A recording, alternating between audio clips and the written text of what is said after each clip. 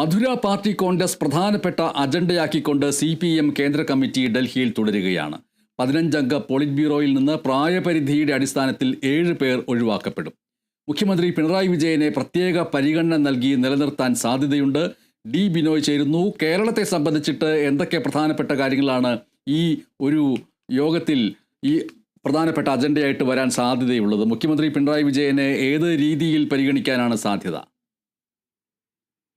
കേരളത്തിൽ നിന്നും 15-അംഗ പോളിറ്റ് ബ്യൂറോയിൽ 4 പേരാണുള്ളത്. അതിൽ പ്രായപരിധി കഴിയുന്നത് മുഖ്യമന്ത്രി പിണറായി വിജയൻ്റെതാണ്. അതുകൊണ്ട് തന്നെ അദ്ദേഹത്തിന് ഒരു പ്രത്യേക പരിഗണന നൽകിക്കൊണ്ട് നിലനിർത്തി മുന്നോട്ട് പോകാനാണ് ഇപ്പോൾ കേന്ദ്ര കമ്മിറ്റിയിലെ തീരുമാനം. പ്രത്യേകിച്ചും ഇന്ത്യയിൽ ഉള്ള ഏക കമ്മ്യൂണിസ്റ്റ് മുഖ്യമന്ത്രി എന്നുള്ള ഒരു പ്രത്യേകത കൂടി അദ്ദേഹത്തിന് നൽകിയിട്ടുണ്ട്.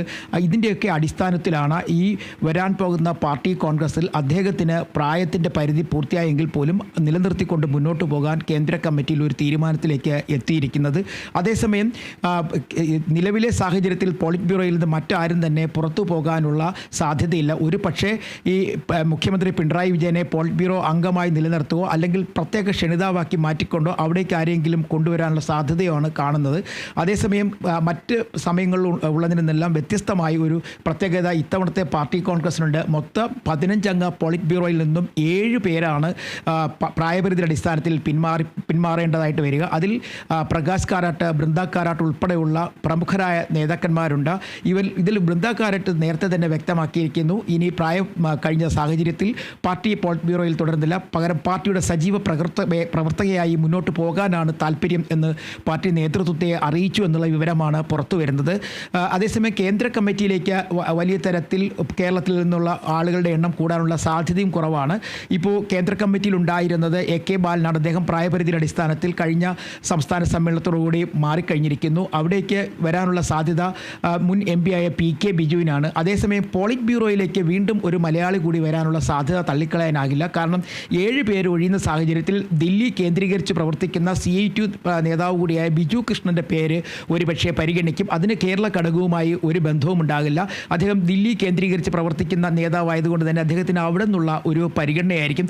ഒപ്പം കേന്ദ്ര കമ്മിറ്റിയിൽ പ്രധാനമായും പരിഗണിച്ചു വരുന്നത് ഇനി വരാൻ പോകുന്ന 24-ാം പാർട്ടി കോൺഗ്രസിൽ ഏതൊക്കെ തരത്തിലുള്ള റിപ്പോർട്ടാണ് അവതരിപ്പിക്കേണ്ടത്. കാരണം സജീവമായി നേരത്തെ തന്നെ പാർട്ടി ചർച്ച ചെയ്ത ഒരു വിഷയമുണ്ടായിരുന്നു. BJPയിൽ എങ്ങുമില്ലാത്തിടത്തോളം തന്നെ ഒരു വലിയ വളർച്ച തെക്കൻ സംസ്ഥാനങ്ങളിൽ ഉണ്ടായിരിക്കുന്നു, പ്രത്യേകിച്ചും കേരളത്തിൽ. ഇത് സംസ്ഥാന കമ്മിറ്റിയിൽ തന്നെ ചർച്ച ചെയ്ത ഒരു കാര്യമാണ്.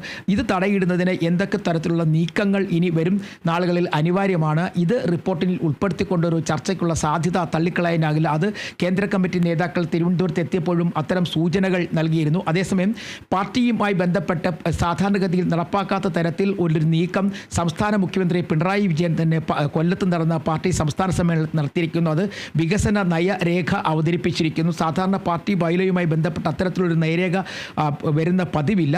എന്നാൽ ഇത്തരം കാര്യങ്ങൾക്ക് ചില തരത്തിലുള്ള വിയോജിപ്പുകൾ പോളിറ്റ് ബ്യൂറോയിലും കേന്ദ്ര കമ്മിറ്റിയിലും ഉണ്ടായിരുന്നെങ്കിലും അത് കാര്യമായി ഒരു തെക്കൻ ഘടകം, അതായത് തെക്കേ ഇന്ത്യയിൽ നിന്നുള്ള ഘടകങ്ങൾ അതിന് കാര്യമായ പരിഗണന നൽകുന്നില്ല എന്നുള്ളതാണ് ഏറ്റവും വലിയ പ്രത്യേകത. അതേസമയം പോളിറ്റ് ബ്യൂറോയിലേക്ക് 7 അംഗങ്ങളുടെ ഒഴിവ് വരും എങ്കിൽ തന്നെയും ആര് പാർട്ടിയുടെ സംസ്ഥാന ജനറൽ സെക്രട്ടറി സ്ഥാനത്തേക്ക് വരും എന്നുള്ള കാര്യത്തിൽ ഒരു അന്തിമ തീരുമാനത്തിലേക്ക് എത്തുന്നത് പാർട്ടി കോൺഗ്രസിലാണെങ്കിൽ പോലും ഒരു ധാരണ ഒരു പക്ഷേ ഈ കേന്ദ്ര കമ്മിറ്റി യോഗത്തിൽ ഉണ്ടാകാനുള്ള സാധ്യതയും തള്ളിക്കളയാനാകില്ല. MS മുഖ്യമന്ത്രി പിണറായി വിജയന് കമ്മ്യൂണിസ്റ്റ് നേതാവ്, CPM നേതാവ് എന്നുള്ള നിലയ്ക്ക് കേരളത്തിലുള്ള അപ്രമാദിത്വം അത് പരിഗണിച്ചുകൊണ്ട് സംസ്ഥാന സമിതി അതുപോലെ സംസ്ഥാന സെക്രട്ടേറിയറ്റുമൊക്കെ നൽകിയ വലിയ പരിഗണന അത് ഇവിടെയും കേന്ദ്ര കമ്മിറ്റിയിലും തുടരുന്നു എന്നതിൻ്റെ സൂചനയാണോ ഈ പ്രത്യേക പരിഗണന നൽകിക്കൊണ്ട് നിലനിർത്താനുള്ള സാധ്യത എന്നുള്ള നിലയ്ക്ക് നമ്മൾ റിപ്പോർട്ട് ചെയ്യുന്നത്?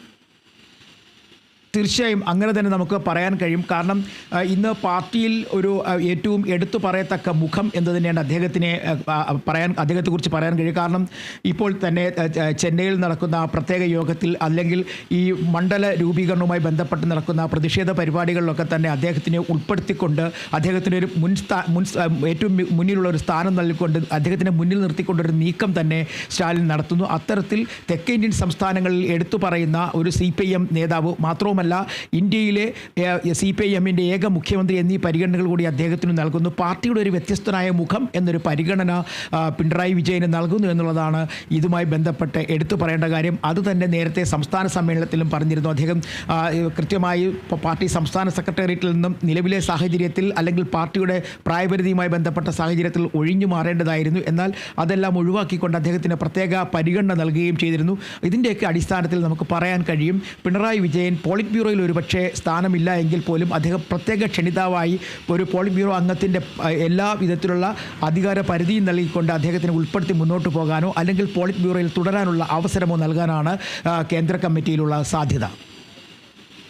CPM കേന്ദ്ര കമ്മിറ്റി തുടർന്നുകൊണ്ടിരിക്കുന്നു. ഡി ബിനോയിയാണ് മധുര പാർട്ടി കോൺഗ്രസിൻ്റെ പ്രധാനപ്പെട്ട അജണ്ട ലക്ഷ്യം വെച്ചുകൊണ്ട് നടന്നുകൊണ്ടിരിക്കുന്ന ഈ കേന്ദ്ര കമ്മിറ്റി യോഗത്തിൻ്റെ വിവരങ്ങൾ വ്യക്തമാക്കിയത്. 15-അംഗ പോളിറ്റ് ബ്യൂറോയിൽ നിന്ന് പ്രായപരിധിയുടെ അടിസ്ഥാനത്തിൽ 7 പേർ ഒഴിവാക്കപ്പെടാൻ പോകുന്നു. മുഖ്യമന്ത്രി പിണറായി വിജയനെ പ്രത്യേക പരിഗണന നൽകി നിലനിർത്താനുള്ള സാധ്യത ഉണ്ട് എന്നും ഞങ്ങളുടെ special correspondent D Binoy report ചെയ്യുന്നു.